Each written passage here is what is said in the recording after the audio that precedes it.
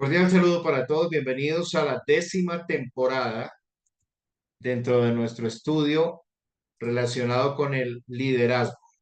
Ya estamos en la 10ª temporada y en nuestra 10ª temporada fundamentalmente enfocamos nuevamente al líder y las características propias que ese líder debe tener para que su vida sea una vida absolutamente dirigida por Dios y en sintonía con todo lo que Dios quiere. Hace 8 días atrás empezamos hablando acerca del hacer y el emprender, que no es lo mismo.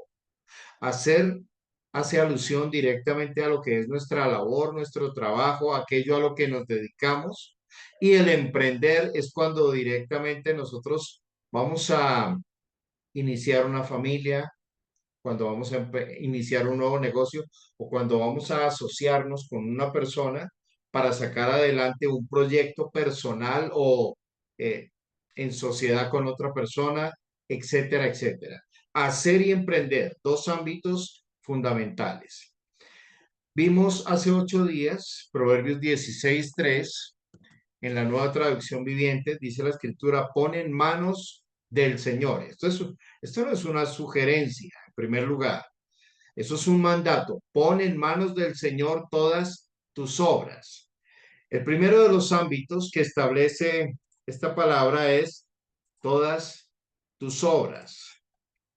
Y cuando menciona todas tus obras, está hablando fundamentalmente de nuestro hacer. Se me perdió el cursor. Se me perdió el cursor. Acá está. Todas tus obras. Las obras hablan entonces del hacer, ¿no? Tienen directa relación con nuestro hacer. Y cuando la Biblia continúa hablándonos, dice también, y tus proyectos. Ya cuando menciona a los proyectos, ya está hablando acerca de aquellos escenarios de emprendimiento que nosotros deseamos sacar adelante. Y aquí estamos hablando del emprender. Todas tus obras, el hacer, tus proyectos se cumplirán, la parte de emprender. El primer secreto que encuentro en la palabra de Dios relacionado con el hacer y el emprender es en manos de quién estoy poniendo directamente todo lo que hago y todo lo que emprendo. Cuando yo pongo en manos del Señor lo que hago y lo que emprendo, lo que hago y lo que emprendo va a recibir bendición. Hablamos también de Primera de Reyes capítulo 2, cuando David, el rey David, le está entregando el mando a Salomón. ¿Se acuerdan ustedes? Bueno, los que alcanzaron a estar hace 8 días atrás, hablábamos de esto. Y como esto es a manera de repaso, Primera de Reyes 2:3 dice, guarda los preceptos de Yahweh tu Dios, andando en sus caminos y observando sus estatutos y mandamientos, sus decretos y sus testimonios de la manera que está escrito en la ley de Moisés, para que prosperes en todo lo que hagas y en todo aquello que emprendas. Noten ustedes nuevamente en la palabra están estos dos ámbitos, el ámbito del hacer y el ámbito del emprender. Y hoy vamos a enfocar un poco a Salomón, porque si David le está diciendo, le está entregando directamente el trono, le pasa el cetro, le pasa la corona, le dice, usted es mi sucesor, y le dice en primer lugar que guarde los preceptos de Jehová. Recuerden ustedes, palabras como preceptos, mandamientos, leyes, estatutos, decretos, eh, ordenanzas, todo esto hace alusión a la palabra de Dios. En la palabra de Dios está contenido todo. Entonces, el Señor está diciendo es guarda la palabra de Yahweh tu Dios andando en sus caminos. Es decir, con base en lo que la palabra de Dios te ordena, te manda, vas a caminar en la palabra y observando su palabra, estatutos, mandamientos, decretos y testimonios de la manera que está escrito en la ley de Moisés, en la Torá, para que prosperes. ¿Cuál es el propósito de guardar los preceptos? Observar atentamente los mandamientos, andando en ellos, en el camino del Señor. El propósito es para que prosperes en todo lo que hagas y en todo aquello que emprendas. Claramente David le estaba diciendo a su hijo Salomón, hay cosas que debes hacer, y en el caso de Salomón, el hacer de Salomón era gobernar al pueblo. Él era el sucesor, él era el que se sentaba ahora como rey en el trono de David. Su papel, su trabajo, su labor se establecía fundamentalmente en gobernar. Pero además de gobernar, parte de lo que a Salomón se le encomendó fue también emprender. Y hoy vamos a ver varios de los emprendimientos que Salomón hizo durante sus 40 años de gobierno sobre Israel. Salomón gobernó, empezó a los 18 años, a los 18 años, a gobernar. Y desde muy temprano él mismo reconoció que no tenía realmente la sabiduría para poder entrar y salir, para gobernar, para probar lo mejor, para tener discernimiento en todas las cosas, y ofrece 1000 becerros al Señor, hace 1000 holocaustos y entrega dones al pueblo. Y esa noche, mientras Salomón se acostó y durmió, el Señor le aparece en sueños a Salomón y le dice: me agradó tu ofrenda, pídeme lo que tú quieras, te lo voy a conceder. Y Salomón dijo: yo aprovecho, mi Señor. ¿Me interesaría tener riqueza? Sí, me interesaría. ¿Me interesaría tener la vida de mis enemigos? Sí. ¿Me interesaría un reino de paz? Sí, un reinado de paz. Pero él dice: da a tu siervo corazón entendido, porque tu siervo es joven y no sé cómo entrar ni salir. Porque ¿quién podrá gobernar este tu pueblo tan grande? Dice que al Señor le agradó que pidiera sabiduría. Y el Señor le dijo: por cuanto pediste esto y no pediste para ti riquezas, ni la vida de tus enemigos, ni pediste para ti otro tipo de cosas, te voy a añadir todas estas cosas, y además no habrá como tú, hombre tan entendido en la tierra, al cual le sea dada del cielo sabiduría divina para poder discernir todas las cosas. En el hacer entonces está nuestro trabajo, estudio, familia, ahorro, oración en el ámbito ministerial. Dentro del emprender podemos iniciar una familia, un negocio, una sociedad con alguien, un sistema. De pronto ahora que todo está tan automatizado, iniciamos un sistema para destapando nuevos pozos financieros o un ministerio, el inicio de un ministerio. Aquí está el hacer y aquí está el emprender, hacer y emprender. Y hablamos 8 días, hace 8 días terminamos hablando acerca de Nehemías. Ustedes recuerdan que Nehemías era copero del rey. El hacer de Nehemías era servir de copero al rey. ¿Qué hacía el copero? El copero era la persona que en primer lugar era el hombre de confianza del rey. Era la persona que probaba los alimentos del plato del rey. Al rey le servían el banquete, el rey tomaba de los alimentos y los colocaba en su plato, le entregaba su cubierto a su hombre de confianza, a Nehemías en este caso, y Nehemías probaba toda la comida del rey primero. Lavaba en presencia del rey los cubiertos para que el rey pudiera comer, los lavaba perfectamente bien, se los entregaba al rey y el rey podía empezar a comer para evitar ser envenenado. Y además el copero era el que tenía a su cargo la cava del rey. Entonces toda la parte de vinos, él era el que miraba los cultivos, añejaba directamente los vinos, bueno, toda esta parte. Era el hombre de confianza. Y además el primero en probar el vino era también Nehemías. Ese era el hacer de Nehemías. Pero dice que un día se presentó delante del rey con semblante triste y el rey le dijo, ¿por qué está triste tu corazón? Esto es congoja de espíritu. ¿Qué te pasa? Y Nehemías le dijo, ¿cómo no he de estar triste si la ciudad, sepulcro de mis padres, está en gran afrenta? El muro derribado, las puertas quemadas al fuego, la ciudad está en caos. Y el rey se voltea hacia él y le dice, ¿qué pides? ¿Cuál es tu petición? Y eso a mí me habla acerca de que en todo momento y en todo tiempo debemos estar también nosotros preparados para responder a esa pregunta. En caso de que el Señor nos pregunte, ¿qué demandas? ¿Qué pides tú? ¿Cuál es tu petición? ¿Cuál es tu demanda? Que nosotros tengamos la claridad para pedir con sabiduría delante de Dios. Y Nehemías dice, eh, déjame volver a reedificar los muros de la ciudad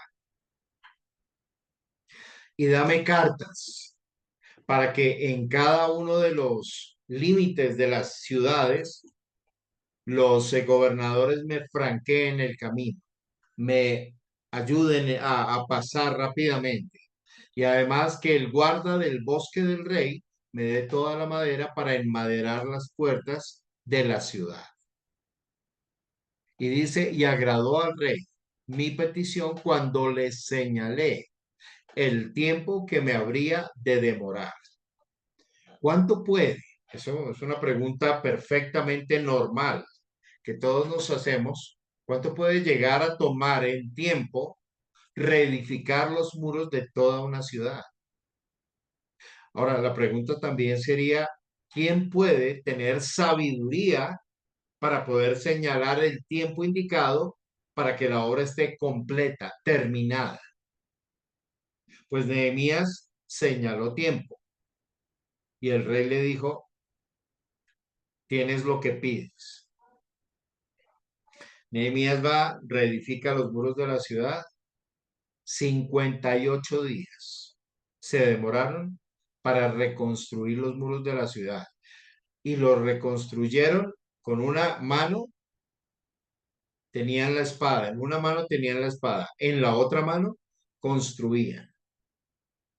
Se bañaban con la ropa puesta porque los enemigos, Sanbalat, Tobías y otros más, el árabe, estaban por ahí merodeando y desanimándolos. Estos pobres hebreos, si una zorra le sube a ese muro, se va a caer. Bueno, tantas cosas que les decía. 58 días. Eso fue una proeza, definitivamente. Entonces, ustedes y yo vemos también en la vida de Nehemías hacer como copero del rey y emprender, reedificar los muros de Jerusalén. Interesante algo. Nehemías no se fue a reedificar primero su casa, la casa de sus padres, y a que todos los demás reedifiquen sus casas, porque ¿de qué vale, pregunto yo, reedificar la casa si no hay muros? Si ladrones y salteadores pueden entrar y saquear nuevamente lo que se haya reedificado. Lo primero es tengamos muros y ya estando protegidos, entonces podemos levantar en el interior nuestras propias viviendas. Eso lo hizo con gran sabiduría de parte de Dios. Y terminamos hablando hace 8 días acerca del Valle de la Decepción. Ustedes recuerdan, tenemos un pequeño plano acá, un plano cartesiano, en donde tenemos en primer lugar en este vértice resultados y en este otro tiempo, factor tiempo. Esta línea azul decíamos que es básicamente lo que piensas que va a ocurrir. ¿Tú crees que el proceso de hacer y de emprender, sobre todo el proceso de emprender, a esto se le conoce como la meseta del potencial latente, va a ser en completo ascenso? Empiezo a emprender y empiezo a hablar con los clientes y me empiezan a llegar los pedidos y empiezo a facturar y hago reinversión de los recursos dentro de la misma empresa para que la empresa genere más y trabajamos de esa manera y tales y pascuales. Lo que generalmente acontece es lo que la línea roja nos demarca acá.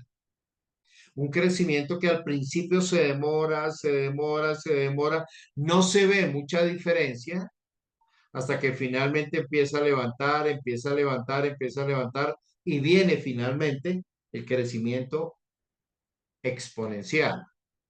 Pero a este límite, a lo que está entre lo que pensamos que va a transcurrir y lo que realmente acontece, a esto se le conoce como el valle de la decepción.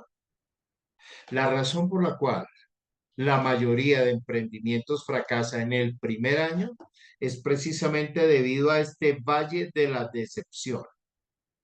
No nos hemos preparado psicológicamente para una decepción, para no ver crecer nuestro proyecto, pero yo quiero que entendamos que todo tiene que ser hecho fundamentalmente en una progresión inicial en donde a veces no se ve que estamos avanzando, pero vamos avanzando medio metro y a la semana siguiente otro medio metro.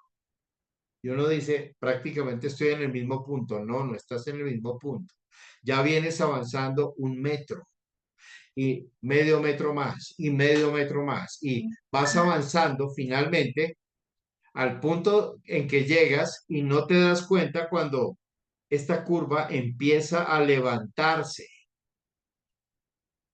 y ya empieza a cobrar uno ánimo. Vi a Rami el domingo y está slim. El hombre está, pero con esa barriga totalmente eh, retraída ya, ya está, tienes acabada la barriga, mi Rami. Qué bendición. Voy a seguir tus pisadas. Pero al principio Rami me hizo un comentario, me dijo que al principio él me dijo, no, yo llevo meses tomándome el, la bebida que él está tomando, que él prepara todas las mañanas en ayunas, lleva meses.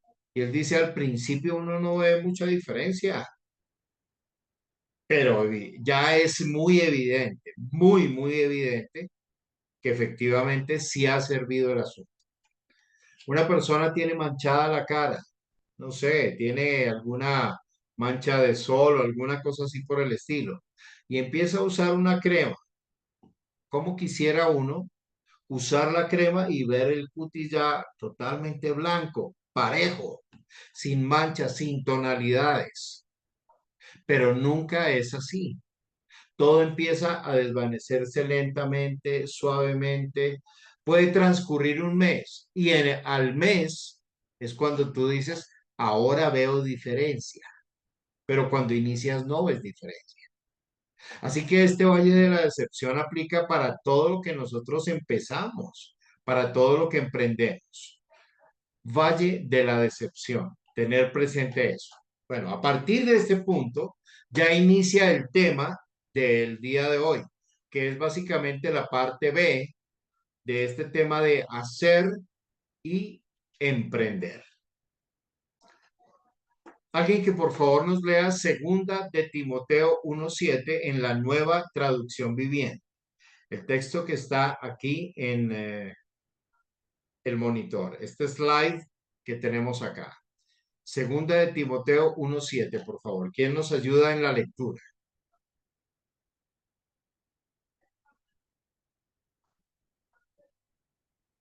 Hello,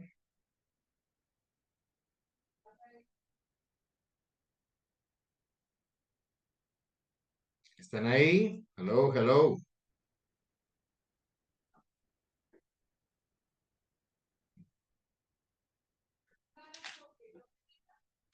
Bueno, lo leo yo. Dice, pues Dios no nos ha dado un espíritu de temor y timidez, sino de poder, amor y autodisciplina.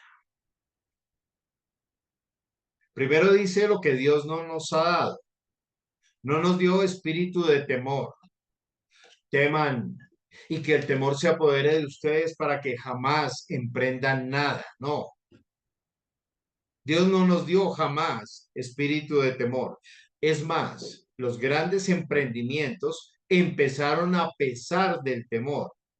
Temor a lo desconocido, temor a lo incierto, temor a ver, pensar en que voy a caminar en lugares por los que nunca he atravesado. ¿Cómo será el terreno? ¿Cómo serán las condiciones? Todo esto aplica directamente dentro de eh, las cosas que desconocemos y eso genera temor en nosotros, inseguridad. Pero lo primero que dice es que Dios no nos ha dado es un espíritu de temor y timidez, que seamos tímidos, retraídos, como medio achicopalados, sino que nos dio más bien espíritu de poder, de amor y de autodisciplina. Amor, poder y autodisciplina. ¿Por qué nosotros podemos avanzar y emprender sabiendo que podemos tener una etiqueta de éxito en lo que hagamos? Yo creo que Rami ha cambiado de carro como unas 3, 4 veces desde que terminó la pandemia hasta ahora. Como 4 veces ha cambiado de carro. Eso también se llama emprendimiento. Ese es un proyecto nuevo que él está emprendiendo. El cambio del vehículo que conocíamos en Toberín, cambió a la camioneta. Después vendió la camioneta y compró otro. Después vendió ese y compró otro. Y ahora tiene el Volkswagen. Pues espectacular. Todo eso es parte del emprendimiento. Él ahorita, por ejemplo, tiene el proyecto, el plan de vender el apartamento y mudarse cerca de sus hijas, lo cual es perfecto, lo cual está correcto, está muy bien. Ese es el nuevo proyecto que él está haciendo, pintando el apartamento, arreglando todas las cosas, hablando con una y otra persona para ver quién de pronto le puede comprar el apartamento. Interesante eso. Cuando tú y yo ponemos en manos del Señor lo que hacemos y lo que emprendemos, dice la Biblia, serás prosperado en todo aquello que hagas y en todo aquello que emprendas, poniéndolo en manos del Señor, no una vez, sino permanentemente. Padre, y esto que estoy haciendo, esto a lo cual dedico mi tiempo y mi esfuerzo, lo pongo delante de tus manos y te ruego que seas tú el que abre camino delante de mí. Pero además dice, observa atentamente los mandamientos, leyes, estatutos, decretos, ordenanzas del Señor tu Dios, como está escrito en la ley de Moisés, para que prosperes en todo lo que hagas y en todo lo que emprendas. Ahora, Dios nos guía mediante pasos, es mediante pasos, no mediante saltos.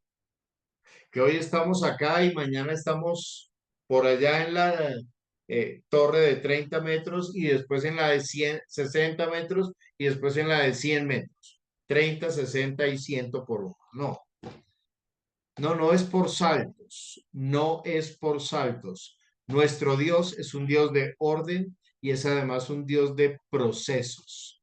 Y en nuestro hacer y en nuestro emprender, evidentemente se establece paso tras paso, proceso. Así que Dios nos guía siempre mediante pasos. Avancemos un poquito, avancemos un poquito, avancemos un poquito. Debemos hacernos conscientes y dar cada paso en el entendido de que Dios realmente nos está guiando en cada una de las cosas que estamos haciendo.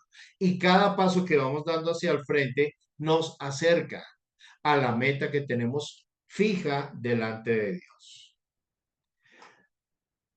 Vamos a mirar pautas para que exista un emprendimiento. En el caso de todos los grandes emprendimientos, todo comienza con una idea. Lo que existe, todo lo que existe, nació primeramente de una idea. Primeramente fue una idea que estuvo en la mente de alguien. Cuando tengas una idea de Dios para un negocio, no pienses en cómo ganar $1.000.000. Eso es un salto. No pienses en una cosa tan alta. Si haces eso, te frustrarás y abandonarás. Es que la estadística es muy, muy alta. Es más o menos como el 90 y pico por ciento de los negocios que inician en el primer año por el Valle de la Decepción fracasan. En su lugar, concéntrate en dar un paso a la vez, un paso a la vez. Hoy estamos acá, mañana avanzamos un paso, al día siguiente otro paso, al día siguiente otro paso. Lo importante es que ni sábado, ni domingo, ni festivo paremos. No dejemos de avanzar porque avanzamos todos los días y cada día nos estamos acercando más al cumplimiento de la meta. Entonces, en su lugar, concéntrate en dar un paso a la vez. Los pasos son factibles, están al alcance de la mano y no complicarán en exceso tu negocio ni tu mente. Es que te pueden llegar a enloquecer, estar pensando en saltos. Es que el vecino tiene tal y yo apenas estoy aquí dándole, dándole, dándole y no veo que avanzo. Tus ojos puestos en el Señor y en su palabra. Bueno, vamos a mirar, eh, yo tomé fundamentalmente dos links para poder compartir con ustedes dos videos que además no pude descargar, no los pude descargar. Entonces, voy a mirar estos links para poder compartir con ustedes básicamente dos videos. Dos videos que nos hablan fundamentalmente de esta realidad. La primera de las realidades que vamos a estar viendo es cómo utilizar nuestras fortalezas como ventaja competitiva. Porque si todo parte de una idea, el segundo elemento que se requiere para poder emprender algo es, sin duda alguna, el poder tomar mis fortalezas, conocer cuáles son mis fortalezas para tomarlas como ventaja competitiva. Miren este video tan impresionante. Es un video absolutamente impresionante.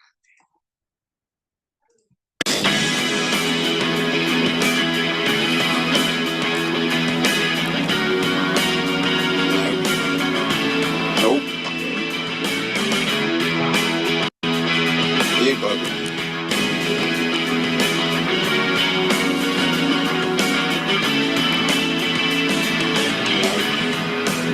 Nope. Big bugger. Miren ustedes el conejo. Un brinco y se salvó de que el ave de rapiña lo cogiera. Impresionante, ¿no? Impresionante. Entonces, de la misma manera, nosotros también debemos hacer que nuestras fortalezas sean básicamente una ventaja competitiva para todos nosotros, para cada uno de nosotros. Muy bien, vamos a mirar un segundo video. Un segundito que acá creo que copié, sí.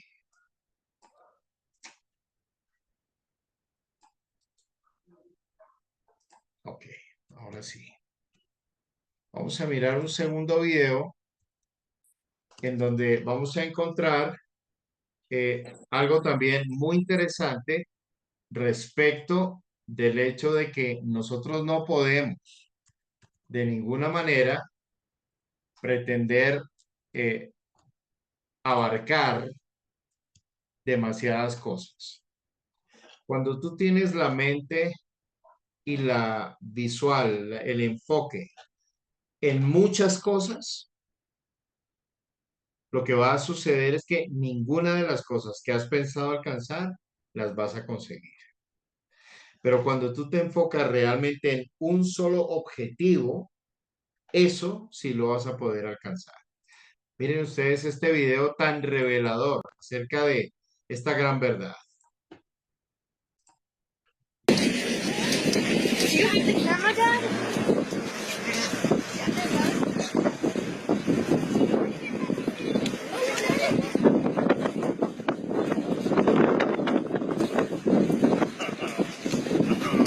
Uf,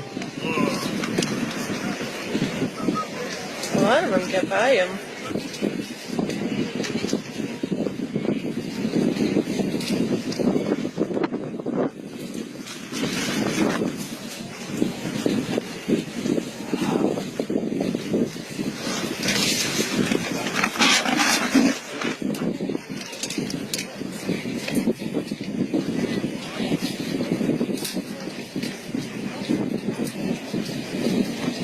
¿cuál cojo? ¿Cuál cojo? ¿Cuál me le tiro?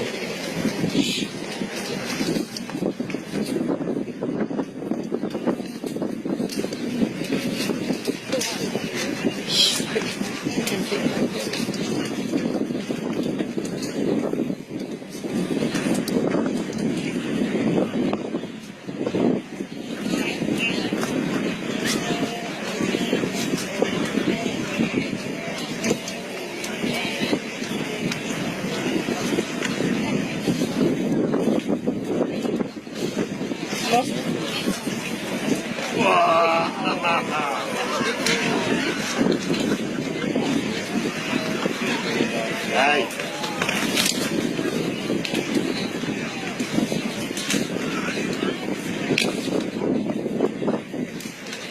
That one came out of nowhere.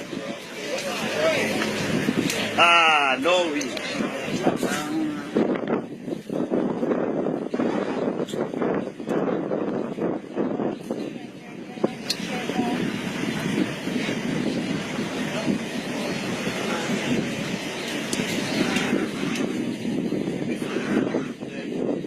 Yeah, I know. It's a little one too.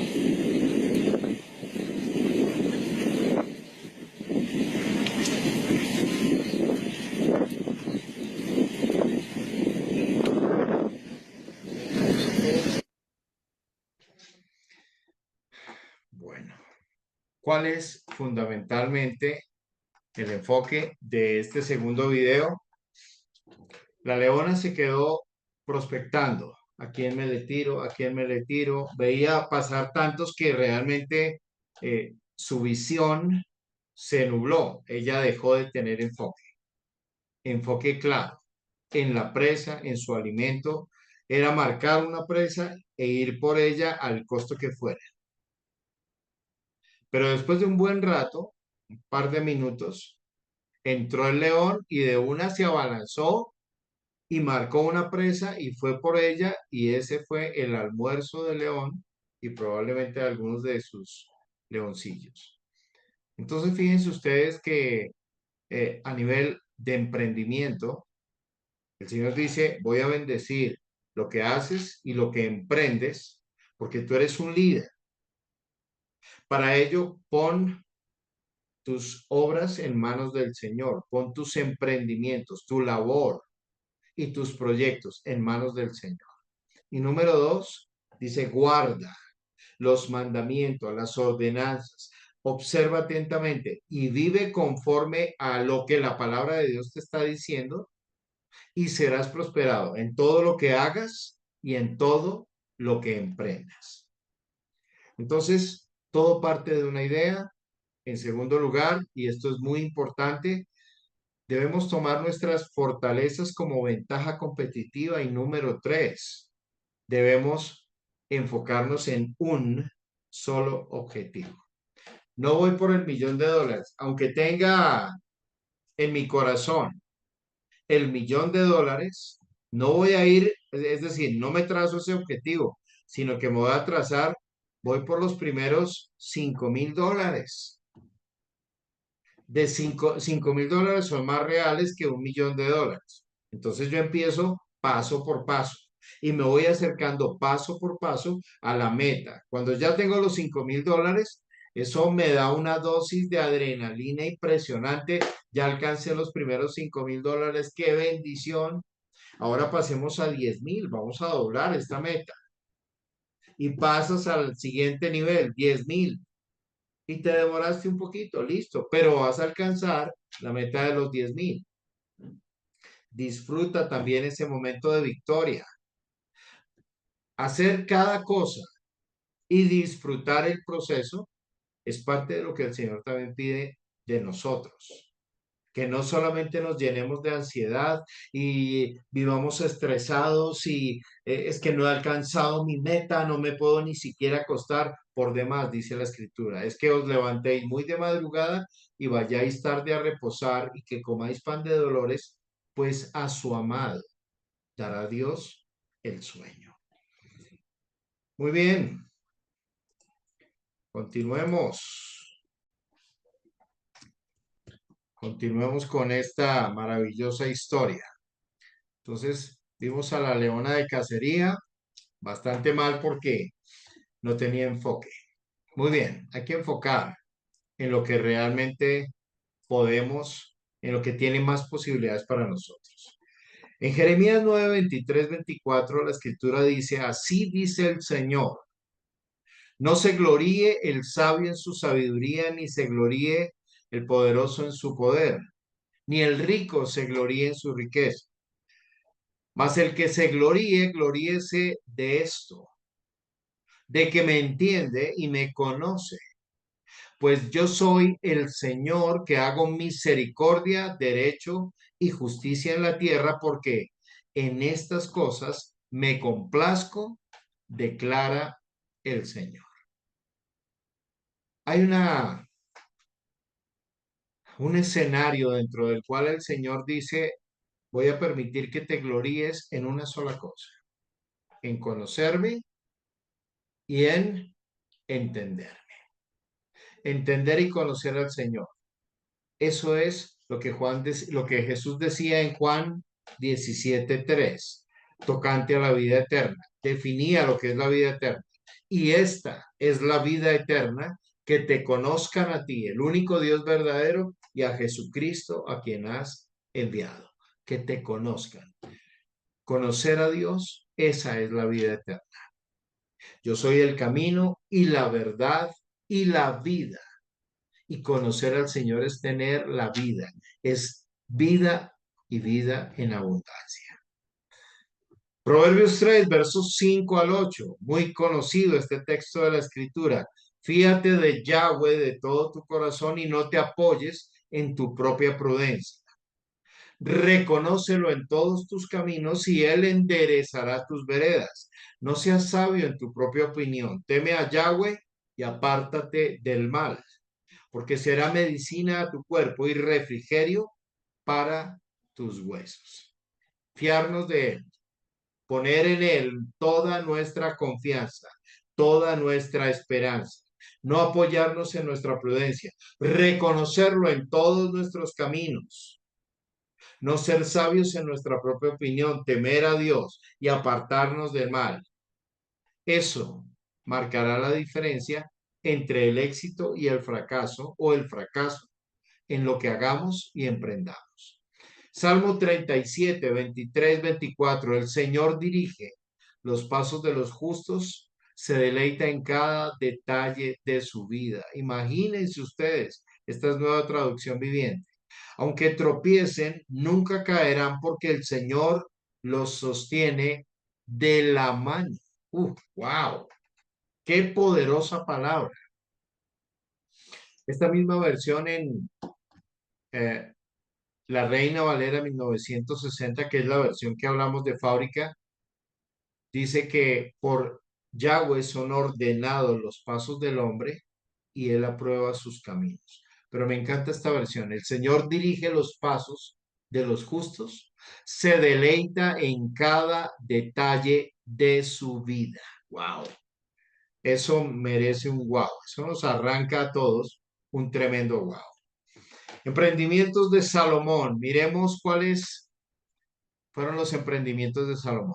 El trabajo de Salomón era que gobernar al pueblo. Él era el rey. El nombre Salomón significa pacífico.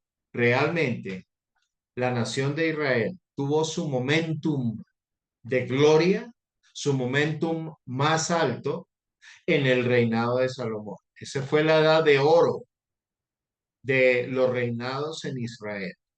Cuando el pueblo estuvo en el mejor momento, no hubo guerra, no tuvieron eh, que pelear como en el caso de David, era guerra, guerra, guerra, guerra, eh, enfrentándose contra uno y otro ejércitos. En el caso de Salomón, no. Sube Salomón y lo primero que viene, Salomón viene bueno, aquí, Shlomo o Shelomo, pacífico, que proviene de Shalom, paz. El nombre de Salomón es pacífico y este fue un reinado pacífico. No hubo guerras, no hubo derramamiento de sangre. Dios dio paz a la nación. Dios dio gracia a los ojos de las demás naciones, aún enemigas. Y esto me encanta porque el salmista dice que cuando los caminos del hombre son rectos a los ojos de Yahweh, aún a sus enemigos hace estar en paz con él. Es maravilloso. Ahora, veamos emprendimientos de Salomón. Uno de los primeros emprendimientos fue la construcción del templo del Señor. David quiso construir casa para el Señor. Dios no se lo permitió. Tus manos han derramado mucha sangre. No serás tú, será quien se siente. Aquel hijo que se siente en el trono después de ti, él me edificará casa. Así que este es el primer templo que se construyó. Este es el templo de Salomón. Y este templo básicamente tenía unas características supremamente importantes. ¿Cuál es la ubicación del monte del templo? Ustedes han visto que esta mezquita que tiene cúpula de oro está en Jerusalén. Esta mezquita está en el lugar en donde en ese entonces se construyó el primer templo que Salomón construyó al Señor. Y ese primer monte está ese el monte del templo se llama Har Habayit o Al Haram Ash Sharif, el noble santuario, o el monte Moriah. Este fue el lugar, o este fue el lugar en donde Jesucristo, el Hijo de Dios, entregó su vida por nosotros. En ese lugar se pagó el más alto sacrificio por la humanidad. En el lugar que fue conocido como el monte también de Salomón, ¿no? Ustedes recordarán que ese templo, discúlpenme, tuvo que ser, bueno, fue derribado, fue derrumbado, como había oro en la parte interior y maderas nobles y todo lo demás, eso fue quemado, el oro fue derretido, fue saqueado. Nabucodonosor saqueó el templo de Jerusalén. Así que ese templo dejó de existir. Pero en el mismo lugar en donde Salomón construyó el templo y dedicó el templo al Señor Jesucristo, años después, en el monte Moriah o el monte del Gólgota o la calavera, es donde realmente estaba la ubicación del templo. Ahora está esta mezquita y probablemente se va a despertar una tercera guerra mundial cuando Israel vuelva a tomar control de este lugar, tumbe esta mezquita para reedificar el templo de Salomón. Eso va a pasar. Muy bien, vamos a ver la galería de emprendimientos del rey Salomón en la Biblia. Esto está en Primera de Reyes, capítulo 9. Entonces, yo me permito ir a Primera de Reyes, capítulo 9. Lo vamos a hacer con ustedes para que todos sepamos dónde estamos. Nos vamos acá a la Biblia y decimos Primera de Reyes, capítulo 9, porque ahí está toda la galería de emprendimientos que el rey Salomón tuvo. Entonces, vamos a mirar lo que nos dice Primera de Reyes, capítulo 9. Primero nos habla del pacto de Dios con Salomón. Cuando Salomón hubo acabado la obra de la casa de Yahweh y la casa real y todo lo que Salomón quiso hacer, eso es el emprendimiento. Yahweh apareció a Salomón la segunda vez. Salomón tuvo el privilegio no solo de la primera vez recibir sabiduría de parte de Dios, también le apareció una segunda vez como le había aparecido en Gabaón y le dijo Yahweh, yo he oído tu oración y tu ruego que has hecho en mi presencia. Yo he santificado esta casa que tú has edificado para poner mi nombre en ella para siempre. Y en ella estarán mis ojos y mi corazón todos los días. Y si tú anduvieres delante de mí como anduvo David tu padre, en integridad de corazón y en equidad, haciendo todas las cosas que yo te he mandado y guardando mis estatutos y mis decretos, yo afirmaré el trono de tu reino sobre Israel para siempre, como hablé a David tu padre diciendo, no faltará varón de tu descendencia en el trono de Israel. Mas si obstinadamente os apartareis de mí, vosotros y vuestros hijos, y no guardareis mis mandamientos y mis estatutos que yo he puesto delante de vosotros, sino que fuereis y sirviereis a dioses ajenos y los adorareis, yo cortaré a Israel de sobre la faz de la tierra que les he entregado. Y esta casa que he santificado a mi nombre, yo la echaré de delante de mí. E Israel será por proverbio y refrán a todos los pueblos. Y esta casa que estaba en estima, cualquiera que pase por ella se asombrará y se burlará y dirá, ¿por qué ha hecho así Yahweh a esta tierra y a esta casa? Y dirán, por cuanto dejaron a Yahweh su Dios, que había sacado a sus padres de tierra de Egipto, y echaron mano a dioses ajenos y los adoraron y los sirvieron. Por eso ha traído Yahweh sobre ellos todo este mal. Ahora noten, otra división a partir del verso 10, otras actividades de Salomón. Vamos a ver otros emprendimientos. Aconteció al cabo de 20 años, cuando Salomón ya había edificado las dos casas, es decir, el templo, la casa de Dios y la casa real de Salomón, duraron 20 años en ser edificadas. Aconteció al cabo de 20 años, cuando Salomón ya había edificado las dos casas, la casa de Yahweh y la casa real, para las cuales Hiram, rey de Tiro, había traído a Salomón madera de cedro y de ciprés y cuanto oro quiso, que el rey Salomón dio a Hiram 20 ciudades en tierra de Galilea. Y salió Hiram de Tiro para ver las ciudades que Salomón le había dado y no le gustaron. Y dijo, ¿qué ciudades son estas que me has dado, hermano? Y le puso por nombre la tierra de Kabul, nombre que tiene hasta hoy. E Hiram había enviado al rey 120 talentos de oro. Esta es la razón de la leva que el rey Salomón impuso para edificar la casa de Yahweh y su propia casa, y Milo y el muro de Jerusalén, y Azor, Megiddo y Geser.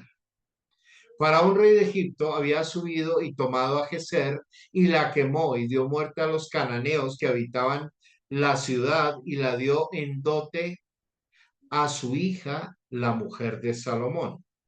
Restauró pues Salomón a Geser este es otro emprendimiento, restauró a Geser y a la baja Bet Orón, a Balaad y a Tidmor en tierra del desierto. Asimismo, todas las ciudades donde Salomón tenía provisiones y las ciudades de los carros y las ciudades de la gente de a caballo y todo lo que Salomón quiso edificar en Jerusalén, en el Líbano y en toda la tierra de su señorío.